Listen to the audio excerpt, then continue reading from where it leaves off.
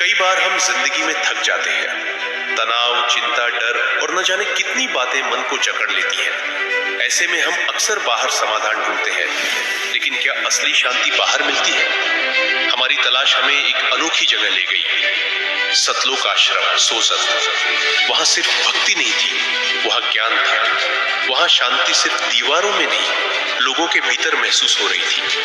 वहां हमने बात की संत रामपाल जी महाराज के एक ऐसे शिष्य से जो न किसी किताब से, न किसी भाषण से, बल्कि अपने अनुभव से जानते हैं कि मंत्र की शक्ति क्या होती है। संत रामपाल जी महाराज सिखाते हैं, सच्चा मंत्र वही है जिसे स्वयं परमेश्वर कबीर साहिब ने दिया था। वो मंत्र जो हमें न केवल मन की शांति देता है, बल्कि कर्म बंधनों से भी मुक्ति दिला सकता है। ये मंत्र केवल जपने की चीज नहीं, ये समझने, अपनाने और जीने का मार्ग है। इस पॉडकास्ट में हम समझेंगे मंत्र की असली परिभाषा क्या है, सच्चा मंत्र देने के असली हकदार कौन है, और कैसे ये मंत्र आज की भागदौड़ भरी दुनिया में हमें शांति महसूस करवा सकता है। तो चलिए इस यात्रा में हमारे साथ, जहां हम जानेंगे मंत्र की असली शक्ति को संत रामपाल जी महाराज की शिक्षाओं के द्वारा। ये सिर्फ एक पॉडकास्ट नहीं, ये एक अनुभव है, द पावर ऑफ मंत्रा। नमस्कार, आप सुन रहे हैं ऐसे न्यूज से ये खास पॉडकास्ट। मैं हूं आपकी होस्ट त्रिशा, रिपोर्टिंग फ्रॉम सतलोक आश्रम सोजत। दर्शकों, आज के इस खास पॉडकास्ट का हमारा सब्जेक्ट है द पावर ऑफ मंत्र। मंत्र एक ऐसी शक्ति है जो कई लोगों की बीमारियां भी ठीक कर सकती है, कई लोगों के जीवन में चमत्कार भी ला सकती है और कई लोगों के जीवन को परिवर्तन भी कर सकती है। मंत्र सिर्फ एक उच्चारण नहीं है, मंत्र एक ऐसी शक्ति है जो असाध्य रोगों को भी ठीक कर सकती है। दर्शकों, आज के इस खास पॉडकास्ट में हम आपको मंत्र के बारे में सही और सचोट जानकारी देंगे। दर्शकों, जैसा कि हम सभी जानते हैं, पुराने जमाने में जो संत महंत होते थे, जो तप किया करते थे, तो जो संत महंत तप करते थे वो हजारों वर्षों तक बिना खाए पिए, यानी कि अन्न और जल ग्रहण करे बिना ही वो समाधि लगाते थे और तप करते थे। तो आखिर वो समाधि में कौन से मंत्र का जाप करते होंगे? सच्चा मंत्र किसे कहते हैं? मंत्र का अर्थ क्या होता है? सच्चा वास्तविक मंत्र मिलने के बाद हमारे जीवन में क्या क्या परिवर्तन आ सकते हैं? इन सभी चीजों के बारे में आज के इस पॉडकास्ट में आपको जानकारी मिलेगी। दर्शकों, आज के इस पॉडकास्ट में हमारे साथ दो खास मेहमान जुड़ चुके हैं, जिनका नाम है विराट शाह और दूसरे मेहमान का नाम है राजेश पटेल। दर्शकों, ये दोनों संत रामपाल जी महाराज जी के शिष्य हैं। इन दोनों शिष्यों से हम आज के पॉडकास्ट में पावर ऑफ मंत्र के बारे में बातचीत करेंगे। सर जी, आपका बहुत बहुत स्वागत है हमारे इस खास पॉडकास्ट में। सर, हम आपसे सबसे पहले तो ये जानना चाहेंगे कि आप संत रामपाल जी महाराज जी के शिष्य कैसे बने? जी, आज से 2017 में हमने जब पहली बार गूगल में सर्च करना शुरू किया कि पहले हम शिव भगवान के पूजा रखते और हनुमान जी की पूजा करते, तो हमें कहीं ना कहीं लगता था कि इनके अलावा ऊपर कोई है नहीं। तो एक बार हमने जब संत रामपाल जी महाराज जी की पुस्तक ज्ञान गंगा, जिनका ऑनलाइन के ऊपर देखा और उनका गहराई से उसका अध्ययन किया, तो पता चला कि हम जो भक्ति कर रहे हैं वो तो आधी अधूरी, उसके ऊपर भी कई सारी भक्तियां हैं, उसके ऊपर भी बहुत सारे भगवान हैं जिनकी भक्ति करने से हमें पूर्ण मोक्ष मिल सकता है। हम जो भक्ति कर रहे थे उसमें कहीं ना कहीं प्रमाण नहीं मिला। जो सदगुरुदेव जी, संत रामपाल जी महाराज जी ने जो बताया था वो उसके साथ मेल नहीं खा रहा था, हम जो भक्ति कर रहे थे। जिसके चलते हमने ज्ञान गंगा पुस्तक पूरी पढ़ी। ज्ञान गंगा पुस्तक के अंदर हमने जो सदगुरु रामपाल जी महाराज जी के द्वारा जो हर एक प्रकार के जो भी शिव पुराण में से निकाल के बताया गया कि शिव भगवान ही पूर्ण भगवान नहीं। फिर उसके बाद हमने उनकी जांच की शिव पुराण के अंदर, जो संत रामपाल जी महाराज जी ने उसके ऊपर टिप्पणी की थी और उसके अंदर लिखा था कि आप ये शिव पुराण के अंदर जाके आप चेक कर सकते हो, ये अध्याय के अंदर, ये श्लोक के अंदर, तो आपको पता चलेगा कि वो पूर्ण परमात्मा नहीं है, उसके ऊपर भी कोई भगवान है जिनकी आपको भक्ति करनी चाहिए। फिर हमने उनका अध्ययन करके प्रूफ पाया। फिर हमने संत रामपाल जी महाराज जी के पास से 2017 में नाम लिखा। सर जी, आप बताइए। 2019 तक हम जैसे अभी सब देवी देवताओं की पूजा करते हैं, ऐसे पूजा करते थे। जैसे मेरे पापा के माँ काली की पूजा करते थे, उसके शरीर में वास करती थी पहले। तो उसके बाद काफी लोग घर में भी परेशान थे, हम भी परेशान थे। फिर उनको छोड़ के बाद मेरे पे उसका वास हुआ, मेरे पे आ रही थी। एक दिन जैसे आंसू की आठम होती है, उस दिन मेरे शरीर में प्रवेश करती थी। यहाँ सब लोग आते थे मेरे बात पूछने के लिए, सब पूछ रहे थे। सबको जो माता रानी बोलती थी वो किसी को बनता था, किसी को नहीं बनता था। फिर भी मेरे को थोड़ी तकलीफ बहुत ज्यादा थी, घर वाले भी परेशान थे, मेरे को थोड़ा पेट का दर्द भी था। उस हिसाब से बार बार मैं सोच रहा था कि मेरा क्यों क्लियर नहीं कर रही है। सब लोग आ रहे हैं आप पूछने के लिए, सब लोग बोलते हैं किसी का होता है किसी का नहीं होता है, तो मेरा क्यों नहीं होता है। इस हिसाब से फिर ऐसा लगा कि नहीं, इसमें थोड़ा कुछ पावर कम है, मेरे को दिमाग से ऐसा लगता था। फिर एक बार मैंने यूट्यूब चेक कर रहा था, उसमें दुनिया का मुक्तिदाता वीडियो है, जैसे संत रामपाल जी के बारे में बहुत भविष्यवक्ताओं ने भविष्यवाणी की है। जैसे हिंदुस्तान में कैसा संत होगा, कई अमेरिका के भविष्यवक्ता है, फॉरेन के है, मतलब इंडिया के है नोस्ट्राडेमस जिसका नाम, फ्रांस के है वो, और इसका है जिसका, जो बहुत लोगों ने भविष्यवक्ताओं ने भविष्यवाणी की थी। उसके बाद मैंने जांच किया और उसमें देखा तो एक राजस्थान की कोई भगत नाम दीक्षा ली हुई थी, भगतमती।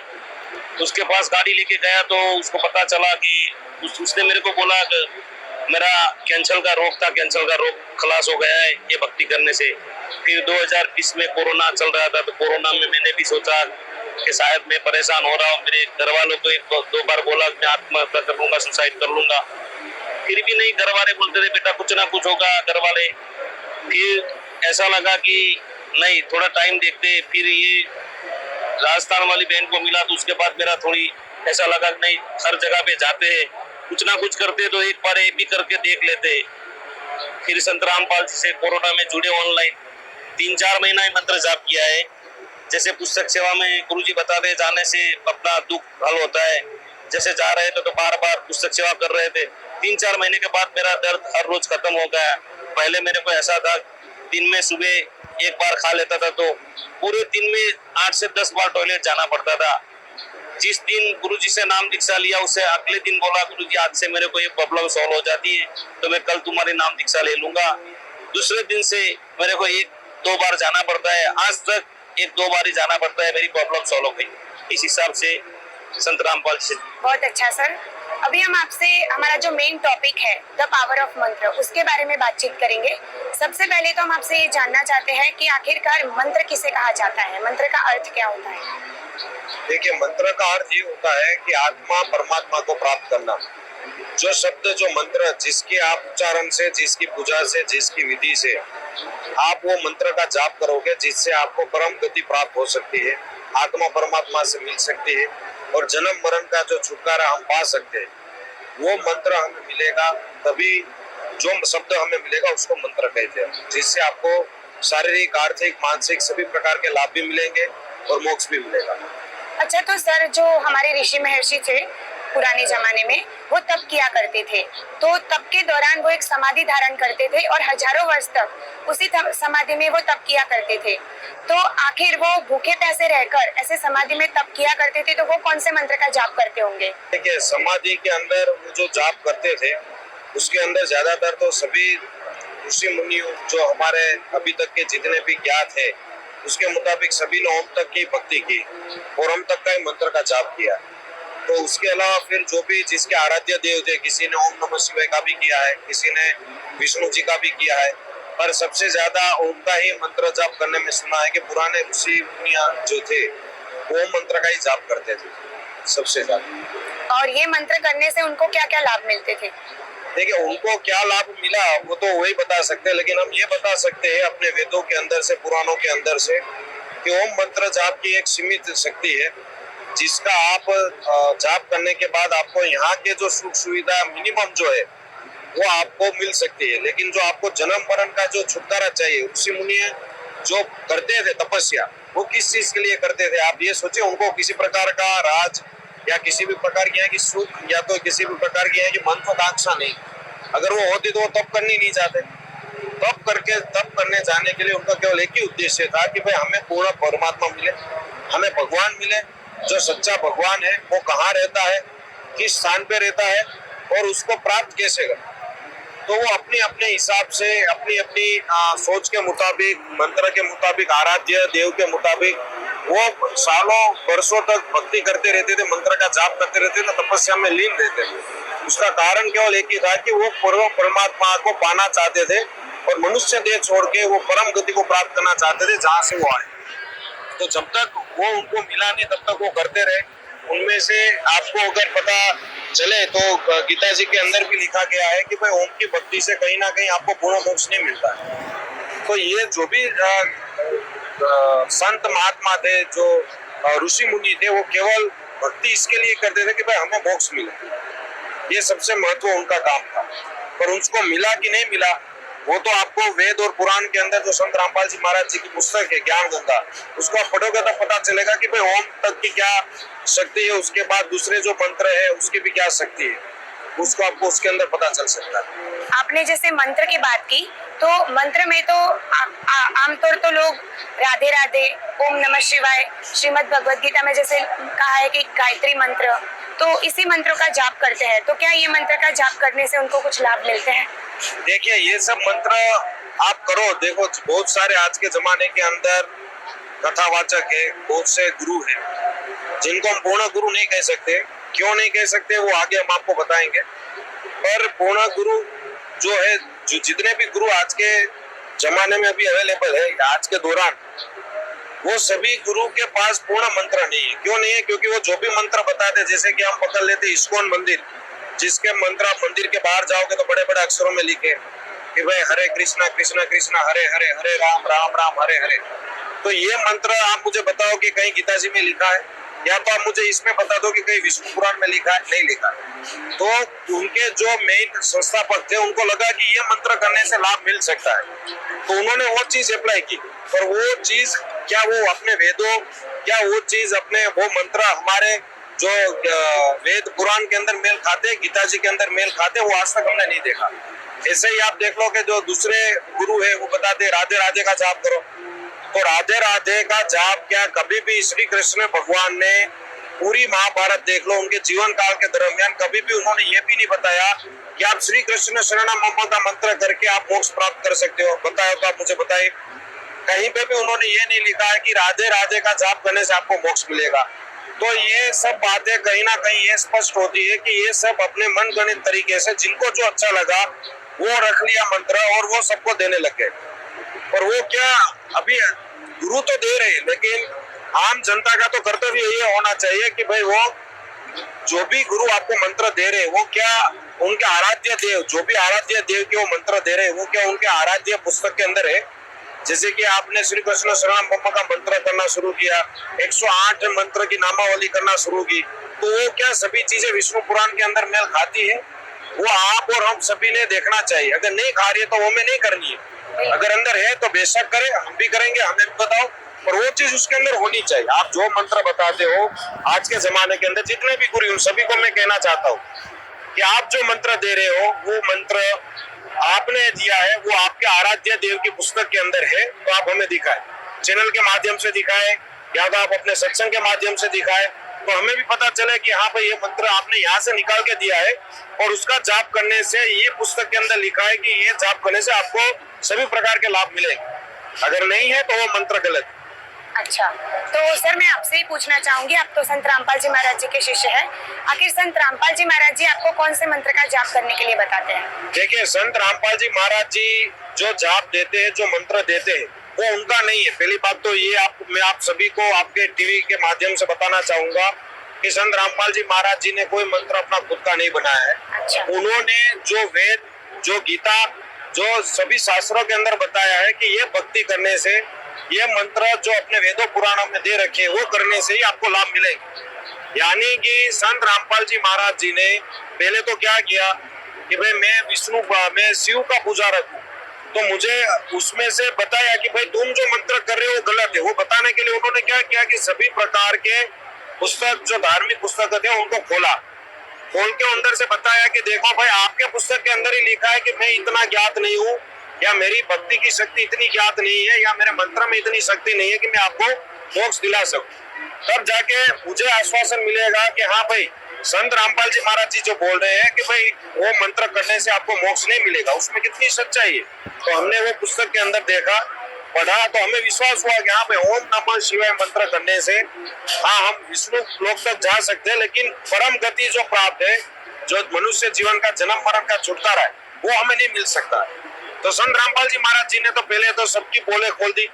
जितने भी पृथ्वी के ऊपर गुरु है, जितने भी कथावाचक है, उन सभी की पोले खोल दी। भाई आप जो भक्ति करवा रहे हो वो गलत है, आप जो भक्ति दे रहे हो वो गलत है, आप जिसमें से पाठ करवा रहे हो वो भी गलत है। और संत रामपाल जी महाराज जी ने वो गलत बताने के बाद फिर हाँ उन्होंने सबको गलत बताया तो कोई उनको पूछेगा भी सही। तो महाराज जी आप बताओ सच्ची भक्ति क्या है। बिल्कुल। तो हमने हमारे गुरुदेव जी ने क्या किया कि भाई हमने सबको तो गलत बता दिया कि आपकी भक्ति गलत है, वेदों के साथ मैच नहीं खाती है, गीता जी के साथ मैच नहीं खाती है, देवी भागवत पुराण के साथ मैच नहीं खाती है। तो अभी आप कौन सी भक्ति करोगे जिससे आपको लाभ मिलेगा। तो सतगुरुदेव जी ने क्या बताया कि पहले तो प्रमाण बताया कि पूर्ण परमात्मा कौन है।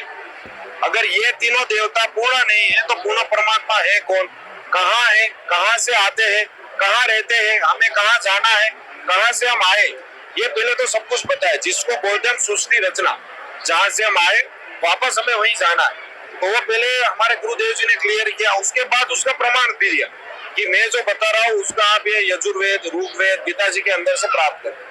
फिर सतगुरुदेव जी ने दिया कि भाई वेदों के अंदर तो बता रखा है कि 3 स्टेज के ऊपर भक्ति कर दिए नाम दीक्षा प्राप्त होती है, तो वही पूर्ण संत है।